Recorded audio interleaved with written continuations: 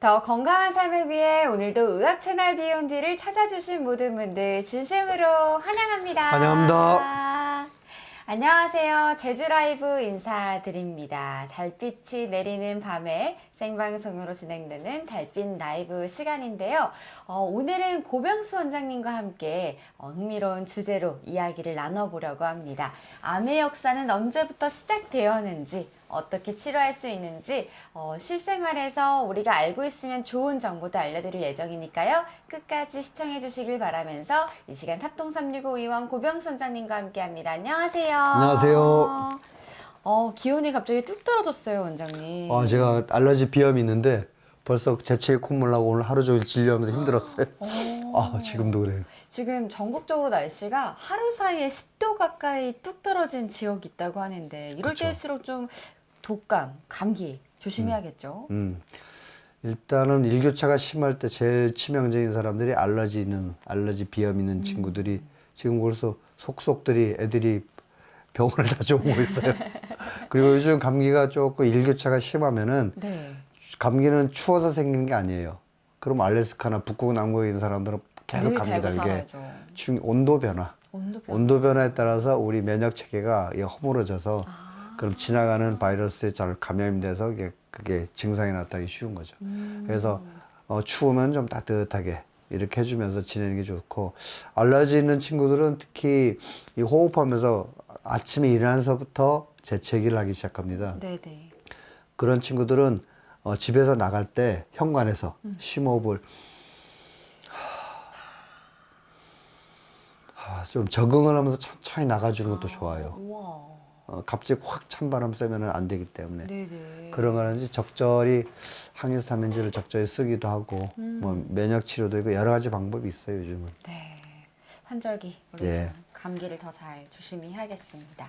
자, 오늘 또 생방송으로 진행되고 있는데요. 우리 볼보님, 코코아님 늦은 시간까지 방송 감사합니다. 꽃이 핀나님 안녕하세요. 그리고 사사로우님이 밤에 너무 추워졌어요 하셨는데 진짜 많이 쌀쌀해졌어요. 바르짜세님은 안녕하세요. 흥미로운 주제라 경청하겠습니다 하셨는데요. 정말 오늘의 제목이 우리는 암을 정복했을까? 를 정해주셨는데 먼저 여쭤보고 싶어요. 요즘 진짜 인류의 과학이 발전이 정말 나날이 성장하고 있고 빠르게 발전되고 있는데 우리는 암을 정복했을까요? 못했습니다. 오, 전 좀 의외라는 생각이 들거든요. 제가 어렸을 때 70년대 80년대만 하더라도 암이 곧 정복할 것처럼 네. 이제 10년 안에 정복된다. 근데 거기도 70, 80년대 되니까 이제 곧 정복된다. 90년대, 2000년대 들어 또 곧 정복된다. 이 말이 계속 반복되는데 요즘 전문가들 사이에는 암은 정복할 수 없다. 같이 가는 거다. 되게 이렇게 바뀌었어요. 정말요? 예. 생각이 많이 바뀌었네요. 그렇죠. 포기한 게 아니라 암을 알게 되니까 그렇게 된 거예요. 포기한 게 아니에요. 뭐 정복하려고 극복하려고 많이 애를 쓰지만은 암의 정체를 알고 나니까 이거는 끝내는 게 아니구나. 네. 이렇게 판단이 된 거죠. 그래서 더 무섭게 느껴지는 것 같아요. 예. 정말 여러분들의 주변에도 이 암 환자분들이 굉장히 많으실 텐데 저도 정말 이 암이란 존재가 너무나 무서운 게요. 뭐 저희 가족이라든지 올해만 하도 지금 벌써 2분이나 이제 각각 다른 암으로 좀 안 들렸으면 하는 소식들이 들려서 굉장히 저도 불안하고 두려운 마음으로 오늘 좀 주제를 더 새겨들어야겠다라는 생각이 들었는데요. 오늘 이 암에 대해 좀 정체를 낱낱이 살펴볼 수 있는 그런 시간일까요? 예. 그 가족 중에 형제자매 가족 중에 암 걸리지 않은 사람이 없을 거예요. 정말 통계상으로도 그렇고. 네. 그래서 이 내용이 워낙 방대하고 미리 송 아나운서한테 미리 말씀드린 게 이번에는 암의 역사와 암 치료 어떻게 이루어졌는가 개략적인 일반을 얘기할 겁니다. 네. 이게 뭐 10시간에도 모자라죠. 그래서 다음에 한 달 뒤 수요일 때는 암의 종류별 분류와 예방을 어떻게 할 건가 이렇게 할 겁니다. 근데 우리 방송의 특징이 뭐 유방암 전문가가 있을 것이고 뭐 위암 전문가, 폐암 전문가, 뭐 난소암 전문가 다 있잖아요. 네네네. 그분들이 각각 분야에서 전문가들인데 저는 그걸 하는 게 아니고 암 일반에 대해서 우리가 상식으로 알아야 되는 것들에 대해서 여러분들에게 소개하고자 하니까 너무 깊은 데로 들어가지 않았으면 좋겠어요. 네, 오늘 방송을 보시다 보면은 이제 사실 저는 암이라는 존재가 주변 소식을 들었을 때 그냥 무섭다. 딱 이런 느낌이 굉장히 강했는데 오늘 또 준비한 방송을 보시다 보면은 이 암이란 역사가 언제부터 시작됐는지 또 역사가 담겨있는 그림과 또 영화도 소개해드릴 예정이니까요. 여러분들 함께 보시면서 궁금증들도 남겨주시면 좋겠습니다. 벌써부터 암에 대한 뭐 질문들이 올라오고 있는데요. 우선은 좀 저희가 암이란 존재에 대해서 간단하게 살펴보면 좋겠습니다. 송호 아나운서님, 네. 우리 암이 언제부터 생겼을까요? 저는 예습을 하고 왔습니다. 야. 굉장히 놀랐던 사실인 게 고대부터 시작됐다는 이야기에 깜짝 그쵸. 놀랐거든요. 그리고 동물들도 다 암이 생겨요. 아, 동물들도요? 척추동물도 생기고 그러기 때문에 꼭 인간만 생기는 게 아니거든. 아. 우리 반려견들도 생기고 고양이도 맞아요, 생기고 맞아요, 하잖아요. 맞아요. 이런 동물들에게도 암이 다 생깁니다. 그러니까 인류에서는 뭐 거의 한 200만 년 전에 그 고대 인류 화석, 고인류라 그러죠. 화석에서 턱뼈에서 암이 전이 돼서 뼈가 이게 굵어져 나온 그런 걸 발견해서 이게 암이 전이 된 거다 이런 소견이 있는데, 근데 세포는 이미 다 죽었기 때문에 그 세포를 보고 이게 암세포다 이게 알 수는 없죠. 근데 전이 된 것 같은 추측을 할 수 있고, 뭐 안데스 산맥 쪽이라든지 그 고대 인류들의 미라들 있잖아요. 네. 뭐 1000년, 2000년 된 미라들 중에서는 그 사람들은 그 생생한 시신이 있기 때문에 거기서는 암 덩어리를 발견할 수 있죠. 그래서 아주 오래됐다. 인류 역사와 함께 나타났던 거다 이렇게 보시면 됩니다. 우리가 잘 아는 항상 뭐 히포크라테스가 빠질 수 없죠. 기원전 400년 전 고대 그리스의 우리 뭐 의학의 아버지라 그러는 히포크라테스도 암을 카르키노스라고 해가지고 그게 영어로 이제 카시노마, 암이라는 뜻이 됩니다. 네. 어떤 여인이 와서 혹을 보고 카르키노스 이렇게 표현을 했어요. 표현하고 건들진 않았어요. 그래서 고대로부터 많은 의사들은 암은 건들지 않는 것이다. 가만 놔둔다. 이렇게 해서 치료의 대상으로 삼지는 않았습니다. 왜? 치료하다가 죽었으니까. 보세요. 유방암이 있어요. 혹이 딱 만져져요. 누가 봐도 이걸 잘라내야 돼. 그럼 출혈이 되겠죠? 그렇죠. 출혈돼서 죽어요.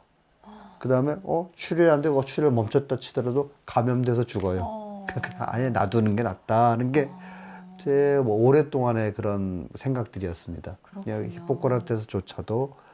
그 다음에 뭐 갈레노스라든지 쭉 우리가 전에 그 의학의 역사에서 파레 얘기를 했었어요. 프랑스의 파레라는 근대 외과학의 아버지라는 사람도 그 결찰법, 혈관 출혈되면 묶고 이렇게 잘 덮어두면 낫는다고 했잖아요. 그 전에 네. 막 지졌었는데 네, 그 사람이 파레예요. 그 사람조차도 암은 그냥 인두로 지지는 정도. 인두 지지면 출혈은 덜 되니까. 네. 그러니까 암에 대해서 무지했었던 거죠.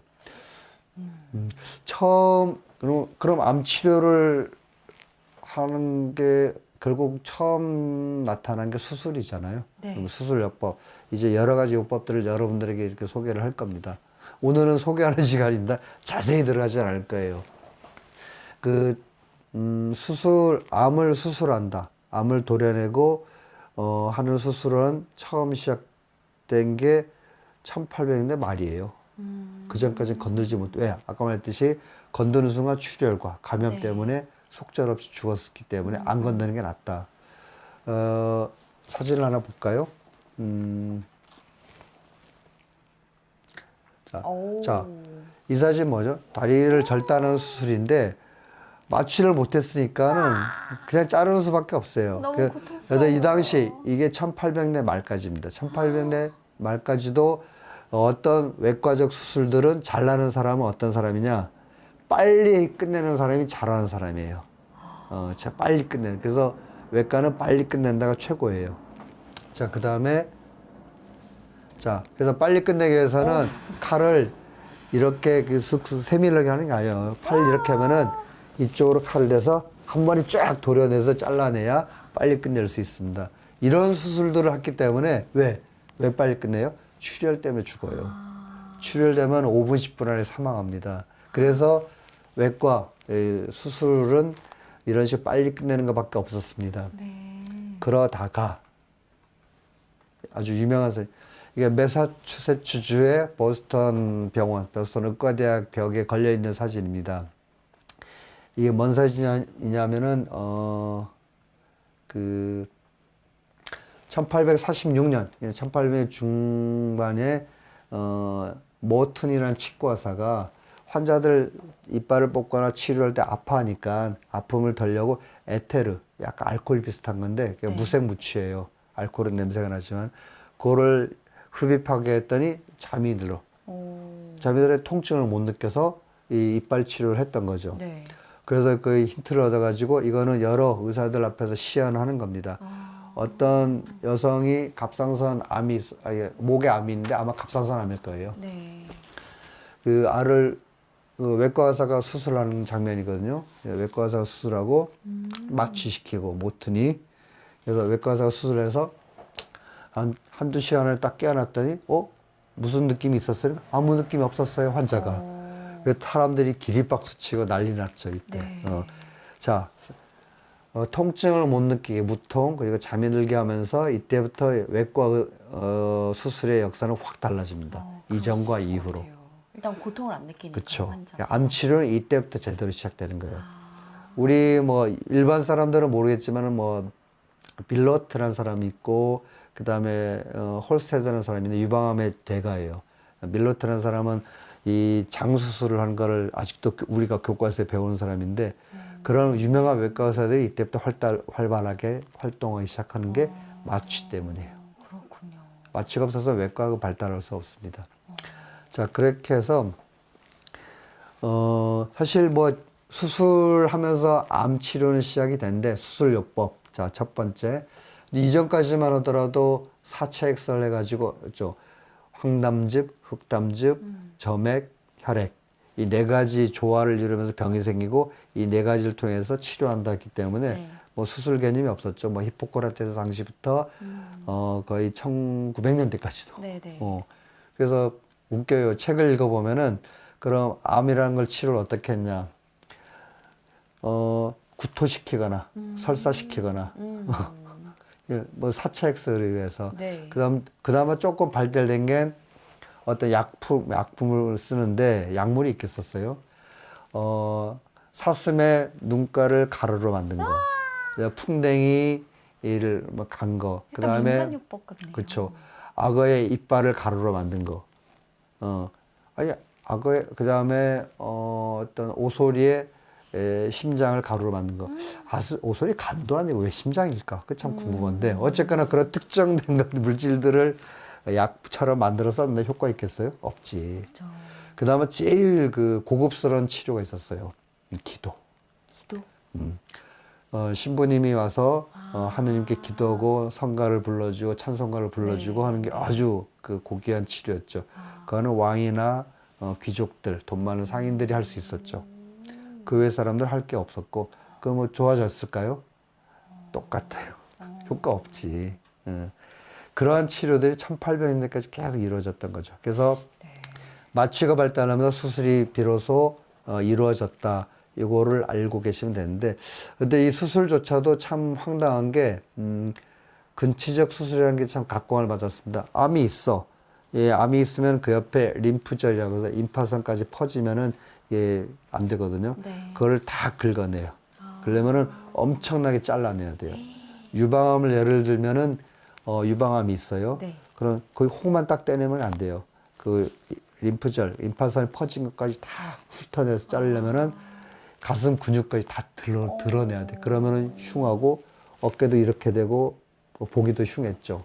자, 그래서 유방암에서 수술했어요. 네. 오래 살았을까? 5년 안에 죽었어요. 치료 잘 됐다는 거는 눈에 보이는 것들 다 드러냈다는 것 뿐이지 그 사람이 어디에 퍼졌는지도 모르는 거죠.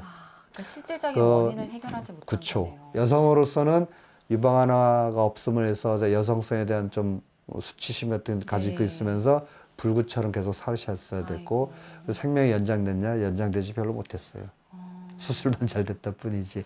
그게 수술 치료의 역사였고 그러다가 1900년대 초에 독일의 렌트겐 엑스레이라는 걸 발견을 해요. 엑스레이를 발견해서 볼까요?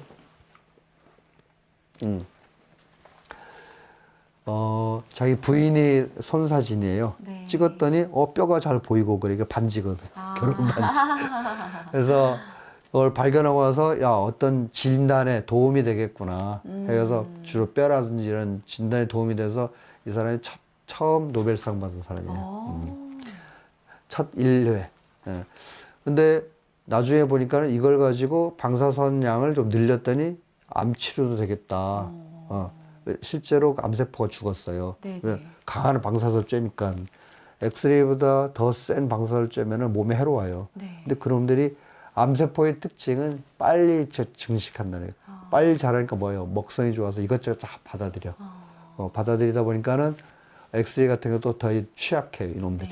네. 그래서 암세포가 죽더라. 그래서 방사선 치료가 생기기 시작했습니다. 방사선 치료까지도 결국은 수술이랑 똑같아요.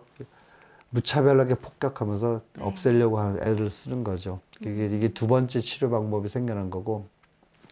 그 다음에 세 번째가, 자, 드디어 항암화학요법. 뭐냐면, 우리가 흔히 얘기하는 항암제. 항암제. 이게 세 번째인데, 이게 1940, 50년대 생깁니다. 그때까지 수술하고 그냥 무차별하게 없애는 것밖에 없었죠. 1945년 되면은 불과 예. 얼마 전. 진짜 얼마 그쵸. 전이에요. 예. 우리 할아버지들 살았을 때, 그쵸. 네네. 이것도 참 웃겨요. 그래서 그 치료, 그러니까 수술하고 방사선 치료가 유일하던 시대에 1943년도 2차 세계대전이 조금 중후반에 갈 때 이탈리아 어느 항구에, 그 당시에는 화학전이죠. 화학전을 하려고 배에다가 수백 톤의 어떤 화학약품을 실어놔요. 그 화학약품이 적의 폭격을 받아도 터져. 네. 그럼 어떻게 됐어요? 화학물질들이. 그 주변에 도시에 다 퍼진 거예요. 네. 이게 그 겨자 가스라는 건데 실제로는 겨자는 아니고 머스터드 가스라고 표현했는데 그 겨자 맛이 난다. 얼마나 됐어? 코가 시큰시큰, 아이고. 눈이 뻘개지고 애취, 목 아프고 막 이렇게 괴롭죠.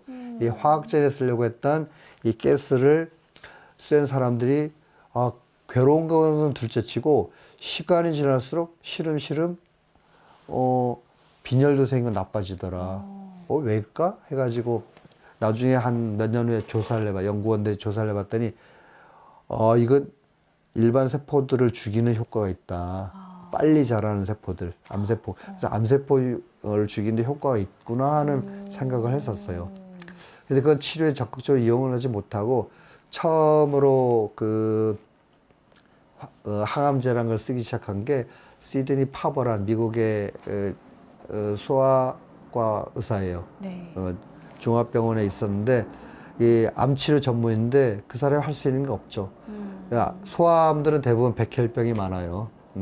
백혈병 병동에서 맨날 회진 돌고 하는데 안타까워 죽겠어요. 속절없이 애들이 맞아요. 숨차고 호흡기 되고 있고 그다음 빈혈 생기죠. 그다음에 그런 어디 감염될까 봐서 다른데 접촉을 못하게 하고 격리된 채 살고 그래봤자 속절없이 죽을 수밖에 없는 그런 운명의 애들을 보면서 파버는 가슴 아파가지고 네. 어떻게 방법이 없을까 하다가 어떤 연구를 서적을 보다 보니까 엽산. 엽산은 뭐죠? 그 임신했을 때 엽산 먹잖아요. 예, 그걸 왜 먹을까? 태아한테 그 영양분으로서 좋은데 이 엽산이 특히 중요한 게 뭐냐면은 세포의 DNA가 활성화되는 데 도움을 줘요. 유전. 근데 그것이 없으면 DNA가 활성화 안 되면 세포 분열은 이런 데 지장을 받겠죠. 네. 우연히 이 엽산을 억제하는 거를 투여했더니 백혈병 그 암세포들이 죽어버린 거예요. 골수에서 피가 만들어지거든요. 네네네. 이 골수에 백혈구, 그 고장난 암세포 백혈구들이 가득 차 있고, 가득 차니까 정상세포들이 줄어드니까 네. 어떻게 돼요? 감염되기 쉽죠. 정상 백혈구가 많아야 되는데, 그죠. 암덩어리, 암세포로 변한 백혈구가 많아지니까 정상 백혈구가 없어서 감염되기 쉽고, 그 다음에 적혈구도 부족해지니까 이제 적혈구 혈소판들이 부족해지니까 출혈되기 쉽고, 그런 많은 문제들을 이 암세포, 백혈병 세포들을 없애므로 해서 다시 정상 세포들이 늘어난 거예요. 그걸 보는 순간 그 당시 대개 뭐 1살, 2살에서 대여섯 살까지 애들인데 16명인가 제가 조사해 보니까는 16명 그 백혈병 소아들 대상으로 했더니 다 좋아졌어. 우와, 예후가 엄청 좋네요. 근데 문제는 몇 년 지나서 죽은 애들도 있고 조금 더 산 애들도 있는데 문제는 이걸로써 백혈병을 잡을 수 있구나 하는 희망을 준 겁니다. 처음 항암제가 시작된 거예요. 역사적으로. 근데 근본적으로 암을 잡진 못했지만 예. 그래도 지금까지도 이 암하고 그냥 계속 암을 잡아야 된다, 죽여야 된다 이 생각만 하던 시대죠. 그래도 항암제는 특징이 뭐냐면은 예를 들면 우리 몸에 주사로 들어가죠. 네. 뭐 요즘은 먹는 약이 개발됐지만 주사로 들어가면 온몸에 퍼져요. 온몸에 퍼지면 아까 말했죠. 어린 세포들 막 분열을 많이 하는 어린 세포들이 맨 먼저 취약해져요. 그래서 항암 치료 받으면 구토하기 시작한 게 장세포들이 죽어서 이 장세포들이 여리고 그래서 걔네가 죽으니까는 이제 소화가 안 돼가지고 다 구토하게 되고 머리털 세포도 되게 분열을 많이 하고 예민하거든요. 네네. 그러니까 머리가 빠지게 돼요. 그 세포들이 손상을 받아서. 그리고 온몸에 손상을 주는 게 참 최대 단점이죠. 그래도 암을 잡아야 된다 생각해서. 그렇지만 그래도 예후가 크게 달라지지 않았어요. 조금 더 살까 말까 고생은 고생대로 하면서. 자, 처음에 수술요법, 방사선요법 1900년대 중반에 1950년대쯤에 이제 항암 치료가 시작이 됩니다. 항암 화학요법이라고 하는데 항암 치료. 자, 근데 이러다 보니까 너무 사람을 괴롭히는 거예요. 암을 잡겠다고 하면서. 네네. 그래서 어떤 학자가 그러면은 항암제를 약하게 주고 암을 좀 줄인 다음에 그럼 수술하면은 수술도 좀 적게 할 수 있고. 그죠. 그래서 약간 보조요법이라고 해가지고 복합요법으로 지금 치료가 시작됩니다. 그게 네 번째. 이게 뭐냐면은 항암 치료나 방사선 치료를 먼저 해요. 하고 그럼 암이 덩어리가 좀 줄어들겠죠. 줄어들면 유방암 수술해도 다 떼내지 않고 일부만 떼내도 되게끔 네네. 그런 치료가 이제 발달하기 시작합니다. 그게 네 번째 치료죠. 그게 뭐 보조화학요법이라고 해서 항암제나 방사선 치료 후에 수술하는 방법. 요즘은 그걸 아직도 많이 씁니다. 그렇게 했는데 문제는 제가 만든 말인데 그래봤자 예후 즉 얼마나 오래 살 것인가가 크게 달라지지 않아요. 왜? 적을 모른 채 전투를 벌였기 때문에 그런 거예요. 네. 암이 어떤 놈인지 몰라요. 그 전까지만 해도 암은 탄 거 먹으면은 그리고 뭐 어떤 술을 많이 마시면은 네네. 뭐 바이러스에 감염되면은 뭐 이런저런 해서 암이 생긴다는 알았는데 그게 왜 생긴지 전혀 알 수가 없었어요. 근본적인 원인. 혹이 있으니까 떼낸다, 치료한다 이런 개념만 있어. 그거는 뭐냐면은 우리 전투에서 곡사포 알죠? 이 사진 보여준 게 곡사포인데 네. 몇 킬로미터, 수십 킬로미터 밖에 있는 적에게 폭탄을 쏴서 터뜨리게 만드는데 좌표가 없이 막 쏜 거예요. 좌표랑은 암이죠. 암이 어떤 놈인지 모르는데 막 쏴댔기 때문에 정상세포도 힘들고 아군 적군은 얼마 죽지 않는데 아군이 너무 피해가 커. 그런 거예요. 이게 1980년대까지 암 치료였죠. 사실은. 네. 안타깝지만 그럴 수밖에 없었습니다.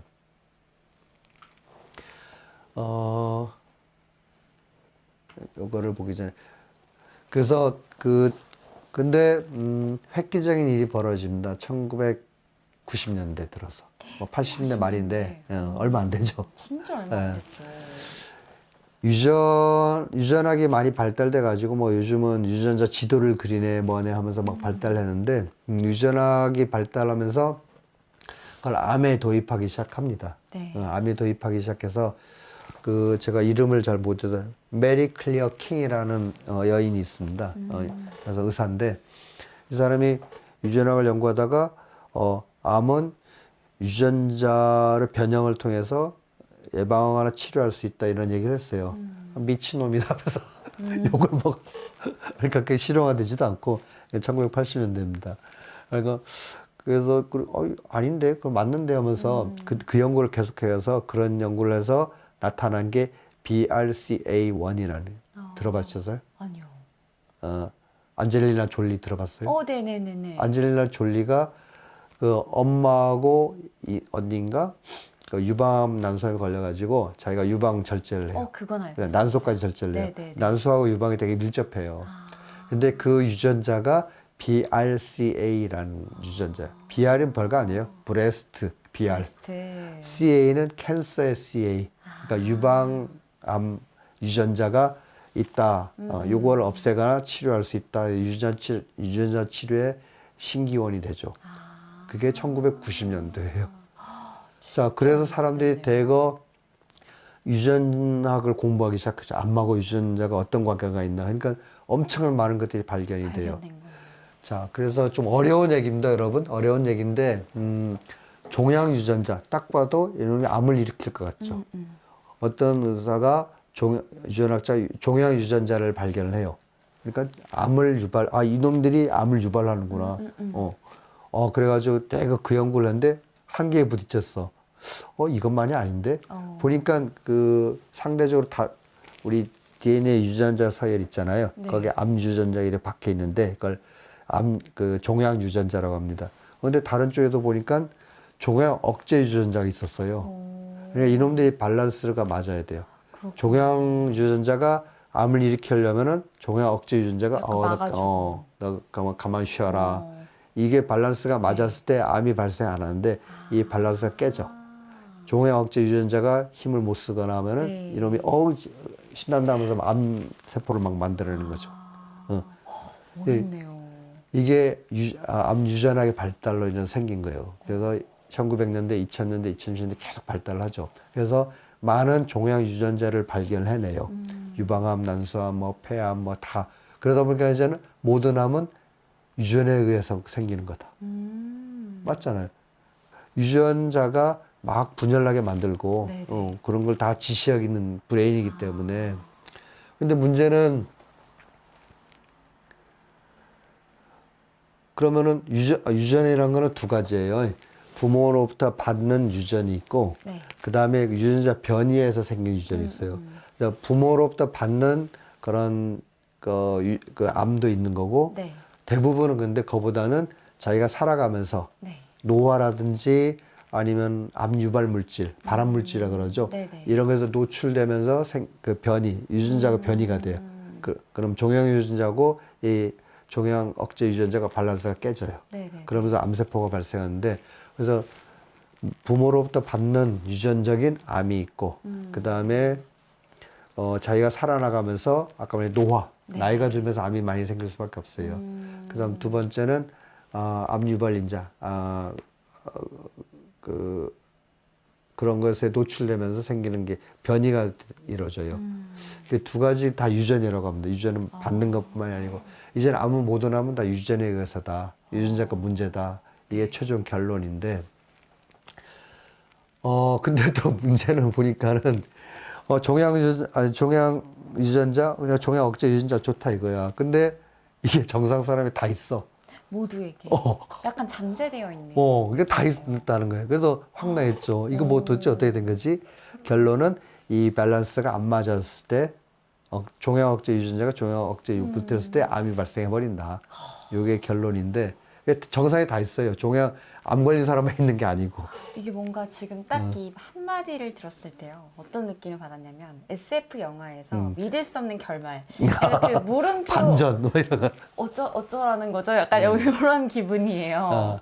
그래서 제가 일일이 나열을 안 하겠습니다만은 아까 BRCA1처럼 그 안젤리나 졸리가 자기가 그 유전자 검사했더니 60%가 넘어요. 유방암에 걸릴 확률이. 그러니까 수술을 해버린 거 성형한 거예요. 아예 원천 봉쇄. 자, 근데 60%는 뭘까? 나머지는 5% 10% 다 갖고 있다는 거예요. 근데 그 확률에 따라서 확률이 높지 않으면 굳이 그 수술을 하거나 제거할 필요 없다. 다 가지고 있기 때문에.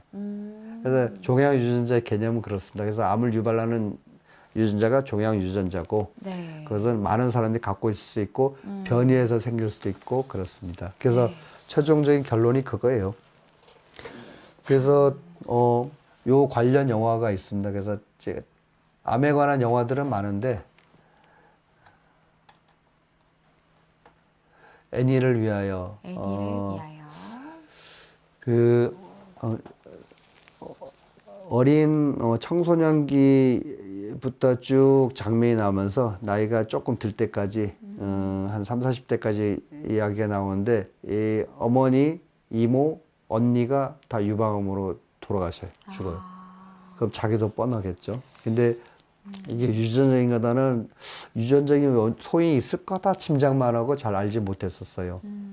근데 자신도 일단 유방암에 걸려가지고 결국 막 방황하고 찾게 되는 거죠. 찾다 네. 보니까는 이 영화 같은 영화고 그 메리 클리어 킹 아까 얘기했죠.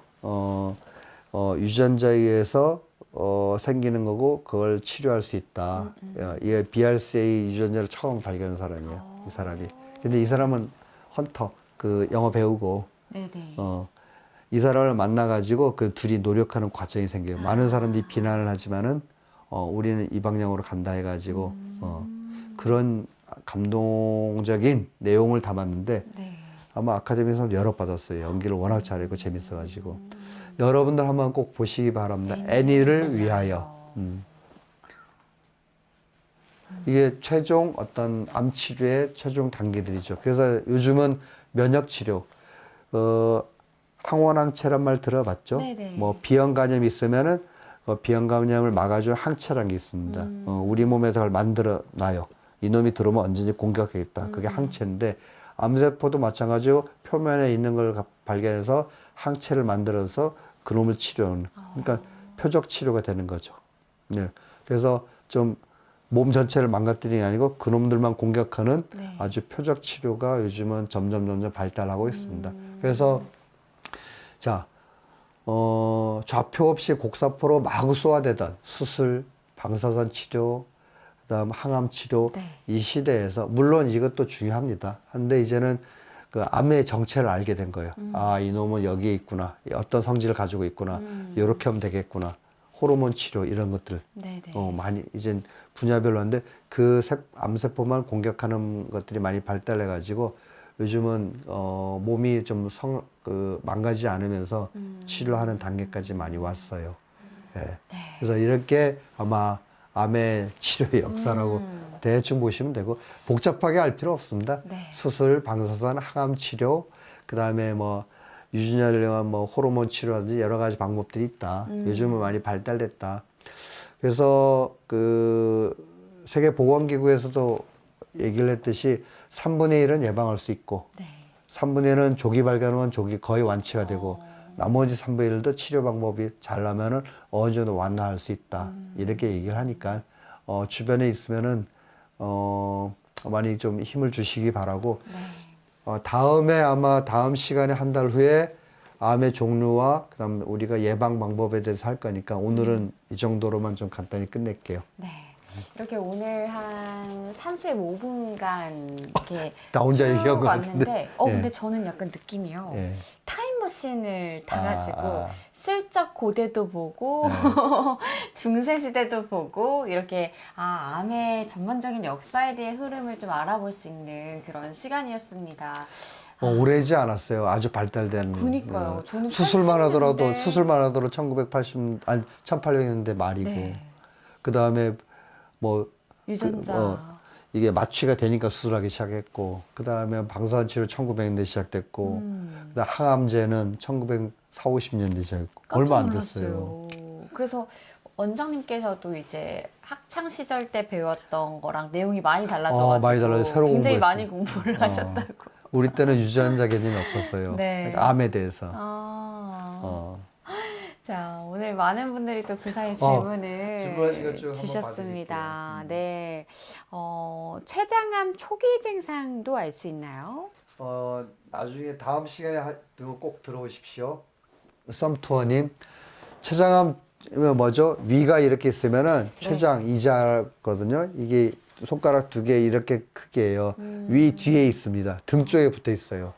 그러니까 속 쓰리고 배 아프고 하면은 위염인 줄 알고 속 쓰리고 배 아파. 네. 위염이랑 똑같아요. 오. 그러니까 위험약만 계속 먹다가 키우게 됩니다. 그 췌장암은 발견되면 굉장히 위험한 그렇죠. 상황이. 이게 발견하기 쉽지가 않아서 발견됐다면 거의 뭐 서너 달이에요. 생존 기간이. 그래서 췌장암이 되게 힘들다 그러죠. 위험하기도 하고 힘들기도 하고 발견되면 생존율이 상당히 제일 낮은 게 췌장암입니다. 네. 이거만 위험 증상이랑 똑같다 이렇게 생각하시면 돼요. 초기 증상은. 그래서 이런 경우는 1년에 한 번씩 초음파라든지 췌장에 대한 어떤 혈액 검사가 있습니다. 하시는 게 좋아요. 예, 주치의를 두셔서. 네. 그러니까 참 이렇게 오늘도 이야기를 들으면서 건강검진이 정말 중요하다. 건강검진은 무작위로 하면 안 되고 자기가 믿는 의사로 하여금 건강검진에다 플러스 알파 자기에 맞는 검사를 추가하시는 게 좋아요. 네. 해피바이러스님은 원장님 고령의 암에 걸리면 항암은 무조건 해야 하나요? 저게 고민입니다. 저도 많이 권해가지고 하긴 했었는데 너무 힘들더라고요. 너무 힘들어하시고 효과가 크게 있지도 않고 고령의 기준이 뭔지 모르겠어요. 일단 뭐 제일 뭐 75세, 80세 넘으면은 안 하시는 것도 한 방법이고 그래도 종류마다 다릅니다. 해서 효과적으로 괴롭지 않게 할 수 있는 게 있고 해서 막 몸이 해지는 경우가 있고 그렇기 때문에 나이와 그런 상황을 좀 고려하셔서 결정하시는 게 좋습니다. 무조건 하는 건 정답은 아니라고 봅니다. 네. 하하호호님은 위암에 좋은 음식은 먹으면 정말 효과가 있나요? 자, 위암에 걸렸다 좋은 음식 없습니다. 아, 엄청 명쾌하게. 예. 그렇군요. 이게 귀가 얇아지면 안 돼요. 암이라든지 무슨 중병에 걸리면 귀가 얇아지잖아요. 뭐에 좋더라, 뭐에 좋더라. 뭐에 좋은 게 하나도 없습니다. 제가 대체약도 한 10년 넘게 공부했었어요. 보안 대체약도. 몇 개 있는데 그건 보조적으로 사용하시라. 좋은 건 없습니다. 행복바구니님은 선생님 암도 가족력이 있나요? 그쵸. 아까 말씀드렸죠. 뭐, 암은 유전입니다. 물려받는 것과, 살아가면서 유전자 변이에서 생기는 것. 특히 여성암 같은 유방암, 난소암 이런 쪽은 유전적인 영향이 크고, 다른 것들은 꼭 유전보다는 유전자 변이에 의해서 생기는 게 많아요. 노화와 살아가는 환경, 탄 음식 먹거나, 삼겹살 먹을 때 탄 건 다 잘라 먹으세요. 그러니까요. 그리고 뭐 술을 많이 먹어서 간이 변이 된다든지 간세포가 그럴 때 생기는 것들이고 유방암, 뭐 난소암 몇 개만 유전적인 영향이 좀 크죠. 자, 모든 암이 유전되지는 않습니다. 네. 조련사님께서는 선생님 주방에서 일을 오래 하면 폐암 걸릴 확률이 높다는데 진짜인가요? 그건 뭐 미세먼지 때문이에요. 고기를 굽거나 주방에 있으면 그 미세먼지들이 올라와서 그런 폐로 흡입되기 때문에 그런 경우 폐에 영향을 줄 수 있죠. 근데 그게 정확히 어떤 효과가 있는지 아직은 몰라요. 추측만 할 뿐이지. 그렇지만은 좀 피해야겠죠. 그래서 주방에서 오래 할 때는 뭐 SF94 마스크라든지 답답해도 환기를 잘 시키는 게 일단 중요합니다. 네. 아직은 몰라요. 담배가 폐암에 걸리게 하고 모든 암의 근원이라는 것도 밝혀진 것도 30년, 40년밖에 안 돼요. 오, 정말요? 예. 그 전에 50년, 60, 처칠 담배 물고 다녔잖아요. 아무도 그 사람에도 폐암 조심하시오 이런 얘기 안 했습니다. 상당히 오랜 시간 지나서야 이게 폐암하고 연관이 있다. 모든 암의 근본이다. 이게 밝혀진 건 거의 60, 70년대, 70, 80년대예요. 그렇군요. 보세요. 옛날에는 진료실에서 의사들이 담배 피우면서 진료했어요. 아, 진짜요? 그리고 우리 어릴 때는 버스에서 뒤에서 담배 피고 운전수 담배 피우면서 버스 운전하고 그 비행기에서도 폈다는 얘기 들었어요. 비행기 못 봤죠? 네. 제가 고등학교 때가 보니까 옆에 잿더리가 있었어요. 비행기에. 대박. 그 정도. 그러니까 몰랐던 거죠. 진짜 많이 바뀌었어요. 저는 그래서 주방에서 네. 일할 때도 아마 미세먼지 때문인데, 뭘 태울 때 막 나타나거든요. 그래서 일단 조심하는 게 좋습니다. 아직은 정확히 밝혀지지 않았기 때문에. 뚜벅이님은 중입자암 치료가 정말로 암 치료가 되나요? 뉴스에선 제거가 된다고 하는데. 이게 아직은 연세대학교 세브란스 병원에 처음 들여놨고 이게 효과는 상당히 좋습니다. 근데 아직 일부 암에 국한돼서 시험하고 있는데 네. 좀 확산될 건데 이제 실용 단계이기 때문에 효과는 확실히 좋아요. 이 타겟을 정해서 암세포들만 공격하게끔 만들어진 거거든요. 네, 로켓님은 방송이 재밌습니다 하셨고요. 영구리님은 안녕하세요. 연세가 많은 80세 이상 어르신들은 5명 중에 1명 이상은 암을 가지고 살아가신다는 이야기를 들었는데 진짜인가요? 아닙니다. 아, 아닌가요? 그러면 5명 중 1명이 암을 가지고 있다는 건 말이 안 되죠. 그만큼 나이가 들면 많아지는 건 많은데 80세 이상 얼만큼 암이 있는 건 모르죠. 모르고 돌아가시기도 하고. 그러니까 얼마나가 있는지 모르는데 그때 해부학을 때 말씀드렸지 갑상선암은 상당히 많아요. 네. 해부할 때 보면은 진짜 열에 서너은 다 갑상선암이 있어. 그리고 뭐 80, 90 다 살고 돌아가세요. 그러니까 암이 있는지도 모르고 조용히 그냥 가는 거죠. 그렇구나. 그런 건 있지만은 나이가 들면서 많아진 건 있지만은 5명에 1명 정도다. 이건 상당히 너무 많습니다. 네. 자, 그리고 성현이님은 면역 항암제는 왜 그리 비싼가요? 언제쯤 가격이 내려갈까요? 그건 잘 모르겠습니다. 이게 신기술이고 이 제약회사들이 자기네가 이 치료법을 하나 만들면은 거의 1조 이상의 돈이 들어가요. 그럼 그것에 대해서 특허권도 있고 하기 때문에 거의 한 10년 정도 지나야 좀 싸져요. 자, 코코아님은 아버지가 폐암 항암 치료가 끝나가는데 아직도 힘들어하셔서 폐암 요양병원 재활을 받아볼까 하거든요. 재활 치료를 받으면 더 빨리 좋아질 수 있을까요? 폐암 전문 요양병원인지 그냥 요양병원인지 모르겠는데요. 이게 폐암 요양병원은 어떤 건지 모르겠네. 조금 더 자세히 그 남겨주시면. 재활 치료란 거는 폐 기능이 안 좋을 때 쓰는 말이거든요. 네. 폐암 수술도 하고 항암 치료를 했는데 그 호흡 곤란이라든지 숨쉬기 힘들 때는 재활 치료를 하는데 항암 치료하고 재활 치료를 한다. 어떤 개념이 모르는데 조금 자세히 얘기해 주십시오. 자, 그리고 과학이 발달돼서 정말 다행이네요 라고 해주셨는데 좀 더 빨리 더 발전이 돼가지고 저희가 좀 적을 이제 좀 알아가고 있습니다. 그쵸. 암만 쏙쏙쏙 빨리 빼내고 싶은 그런 예. 마음이 드네요. 자, 윤희님은 제 친구도 BRCA 유전자가 진, 예. 있습니다. 유방암, 자궁암 치료했고요. 언니네 가족은 자식이 8명 있는데 7명이 이 유전자를 갖고 있고 2명은 벌써 유방암으로 사망했어요. 정말 암 정복이 빨리 했으면 좋겠습니다. 그러니까 이거예요. 그래서 이런 분들은 그 BRCA 유전자가 얼마큼 있는가, 얼마큼 영향을 끼치는가 검사해 볼 필요가 있어요. 네. 걱정은 검사해서 다 가지고 있기 때문에 뭐 있다고 해서 문제될 건 아닌데 확률이 많아진다 하면은 적극적인 치료 고민을 해야 돼요. 유방절제술, 난소절제술 이런 것들을. 그렇군요. 자, 정말 이 의료 기술이 발전하기까지가 얼마 전의 이야기네요 라고도 공감해 주시고요. 선생님이 보시기에 암 정복이 될까요? 처음에 말씀드렸죠. 암 정복 못한다. 암은 우리 인류와 함께 시작되고 인류와 함께 끝까지 갈 것이다. 근데 어느 정도 치료 효과를 갖는 정도까지 예, 그까지라고 생각하시면 됩니다. 네. 발달을 하겠지만은 꽃이 핀다님은 항암요법 성공률이 궁금합니다. 항암요법은 항암제, 약을 쓰는 거죠. 주사나 먹는 약을 쓰는 건데 이 성공률은 상당히 달라요. 특히 백혈병 계통들은 상당히 효과가 좋고 그 다음에 암마다 다르기 때문에 성공률이 뭐 높다 낮다 얘기를 할 수는 없습니다. 근데 필요한 치료 방법이에요. 아까 말했듯이 전신을 공격하지만은 네. 이제는 점점 완화시켜서 전신에 좀 해가 없는 쪽으로 발달하고 있기 때문에 네. 이런 경우는 어느 게 더 효과가 있고 이런 거 없어 암마다 달라요. 암마다 그러니까 다르군요. 필요한 건 해야 됩니다. 네, 오늘도 명언이네요. 손자병법 흥미로운 주제에 재미있는 설명 최고입니다. 라고 해주셨고요. 코카로님이 유전자 검사는 미리 받아볼 수 있는 건가요? 요즘은 그 사설 연구소에서도 하기 때문에 다른 것 이것저것 다 하지 마시고 제가 공부를 해서 연구를 해서 필요한 것들이 있으면 하십시오.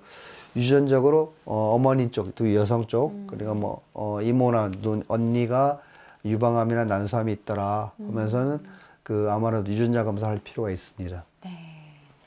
자, 그리고 원장님, BRCA 진이 있는 사람은 아이를 낳는 걸 좀 고려해 봐야 될까요? 그 말씀드렸죠. BRCA 유전자는 다 가지고 있고 그게 얼마나 많냐, 영향을 끼치냐에 따라 달라지기 때문에 아이를 낳는 건 전혀 관계가 없습니다. 네, 로켓님은 검사 말고 췌장암을 알 수 있는 증상은 없을까요? 증상 말이죠. 속쓰려. 위험 증상이랑 똑같아요. 그래서 위험인가 해서 위험약을 먹다 보면 네. 췌장암을 키우는 경우가 좀 있죠. 그래서 돌다리도 짚어보고 건너가라가 모든 병이에요. 그래서 속쓰리지만은 복부 초음파도 한번 1년에 한 번 받고 네. 관련한 검사도 건강검진을 하거나 할 때 뭐 췌장에 대해서 살짝 검사도 같이 하고 몇천 원 안 들어요. 아, 그렇군요. 증상은 위험이랑 똑같다. 네. 걱정인형님은 소아 장충접중 발병 시기와 예방할 수 있는 방법이 있을까요? 이 시국에 응급실을 갈 수 있을지 두렵습니다. 기름진 음식을 많이 먹어도 걸릴 수 있나요? 아니 암을 얘기하고 있는데 장중첩증이야. 아주 말씀을 드릴게요. 장중첩증이라는 거는 주로 소장에 많이 생겨요. 네. 뭐냐면은 장이 이렇게 있는데 어떤 이유로 이게 말려 들어가. 그 말려 들어가면은 이게 이제는 그 말려 들어가면 뭐가 문제냐면은 혈관이 눌려서 아이고. 죽어요. 아이고. 장이 썩는다고 하는 건데 그러면 응급 상황이 돼 버리죠. 네. 그래서 약을 넣어서 쭉 펴주는 방법이 주로 응급실에서 많이 해요. 대부분 이걸로 풀리고 심한 경우는 절개해서 그 장을 잘라줘야 되죠. 이게 장중접증하고 발병식 이런 건 없습니다. 운이에요. 우연히 생기는 거고 예방도 없습니다. 그래서 왜 장중접증 아기가 있나 봐. 기름진 음식이나 이런 음식하고도 관계는 없어요. 그냥 우연히 생길 수밖에 없는 거다. 이렇게 알고 계시면 됩니다. 자가 면역 질환이 암을 일으키는 경우도 있나요? 이거는 제가 알기로는 관련 없어 보이는데 자가 면역 질환은 근데 면역이란 뭐냐 남을 세균이나 외부 침략에서 그걸 막아주는 게 면역이거든요. 네네. 우리 항체 면역이 생겼다는 게 바로 그건데 자가 면역은 이놈들이 과도해서 적과를 구분 못해서 나를 공격해버려. 류마티스 관절염, 통풍, 네네. 일형 당뇨 이런 우리가 과거에는 왜 생겼을까 왜 원인이 뭐지 몰랐던 것들이 되게 자가 면역 질환들이 많아요. 근데 그거하고 암 발생하고는 크게 관련은 없습니다. 네. 자, 뚜벅이님이 늦은 시간에 시청자가 200명. 와우, 역시 좋은 방송. 그런가요? 나도 모르겠는데. 오, 지금 현재 거의 200분 넘게 시청을 하고 계셨네요.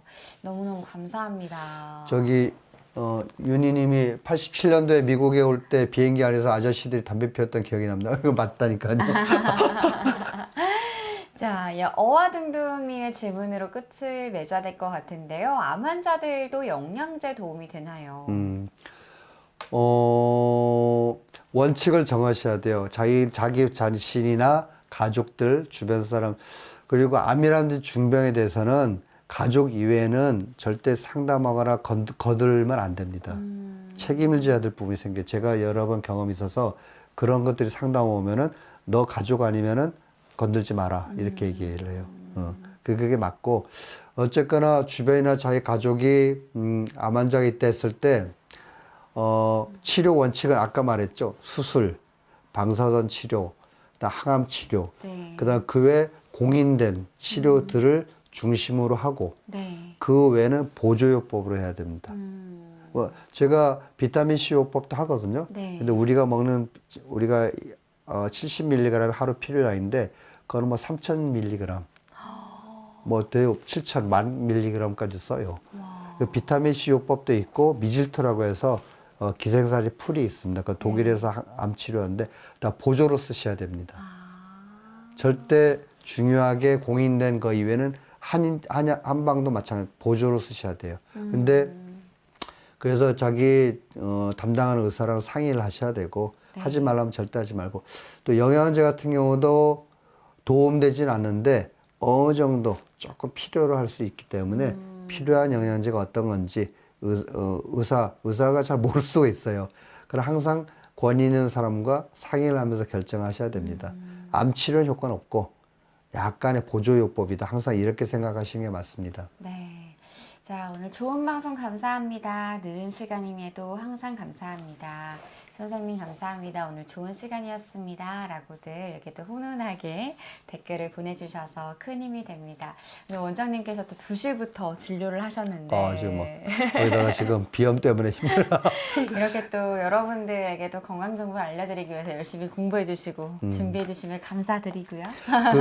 아까 우리 처음에 말씀 나눴듯이 네. 오늘은 암의 치료가 어떤 것이 있었고 역사가 어떤가 여러분들에게 보여드렸고 아마 다음 시간에는 암의 종류들, 뭐 백혈병이 어떤 건지 뭐 이런 것들 암의 종류와 세세하게. 장기별로 어떤 암이 있는지 그러니까 예방을 어떻게 할 건지 더 유익한 시간이 될 거니까 네. 많이들 찾아주시기 바라겠습니다. 좋아요, 구독, 알림 설정 해주시고요.